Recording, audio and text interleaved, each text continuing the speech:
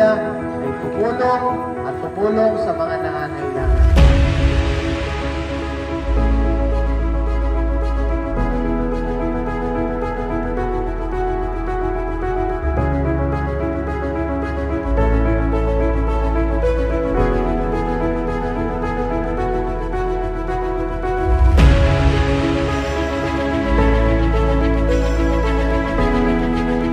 Of our Vice President for the Lupato Oragon Eagles Club,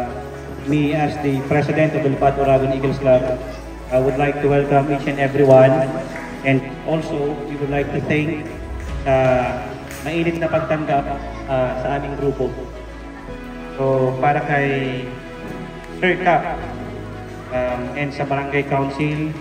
sa pag-asikaso sa pagbigay ng time para mangyari po itong aming event, aming pagbibigay ng munting kasiyahan sa ating mga kabataan